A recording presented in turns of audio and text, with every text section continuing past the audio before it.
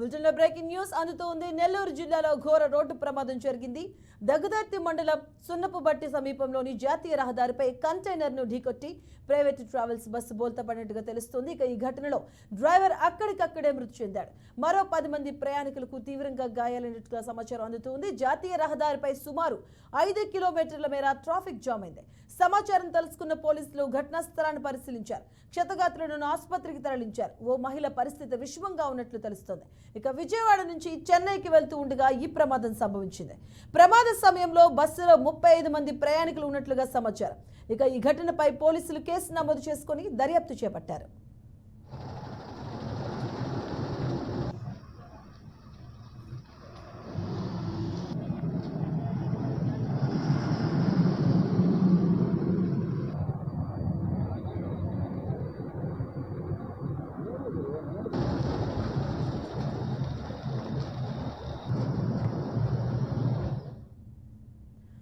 ఇక నెల్లూరులో జరిగినటువంటి ఈ రోడ్డు ప్రమాదానికి సంబంధించినట్టు పూర్తి అప్డేట్స్ మా కరెస్పాండెంట్ మురళి అందిస్తారు. మురళి,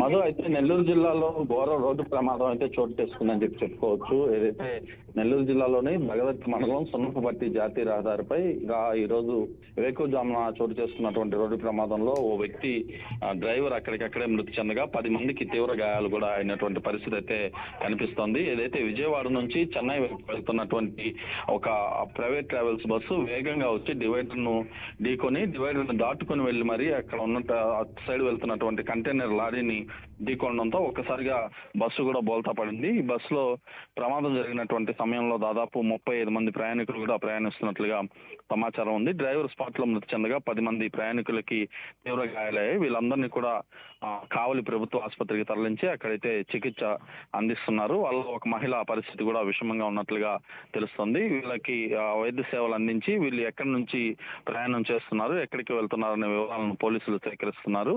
అయితే ఇటీవల కాలంలో కావలి జాతీయ రహదారిపై రోడ్డు ప్రమాదాలు అయితే భారీగా చోటు చేసుకుంటున్నటువంటి పరిస్థితులు అయితే కనిపిస్తున్నాయని చెప్పుకోవచ్చు. రోడ్డు ప్రమాద నివారణ కోసం ప్రత్యేక చర్యలు అయితే ఇటు రవాణా శాఖ కానీ అటు పోలీసులు కానీ చేయకపోవడం అనేది దురదృష్టకరమైనటువంటి ఘటనగా స్థానికులు కూడా చెప్పుకుంటున్నటువంటి పరిస్థితి. ఆర్టీఓ ఎక్కడైతే బ్లాక్ స్క్వాడ్స్ ఉంటాయో అటువంటి చోట్ల బ్లాక్ స్పాట్స్ చోట్ల ప్రత్యేకమైనటువంటి చర్యలు, అటు వేగాన్ని నియంత్రించే చర్యలు తీసుకోవాల్సి ఉండగా ఇక్కడ కూడా పట్టించుకోకపోవడంతో ఇలాంటి ప్రమాదాలు జరుగుతూ రోడ్లన్నీ రక్తసిక్తంగా మారుతున్నాయి. ఏదేమైనప్పటికీ ఇవాళ జరిగినటువంటి రోడ్డు ప్రమాదంలో తీవ్ర గాయాలైనటువంటి క్షతగాత్రులు ప్రస్తుతం కావలి ప్రభుత్వ ఆసుపత్రిలో చికిత్స పొందుతున్నారు.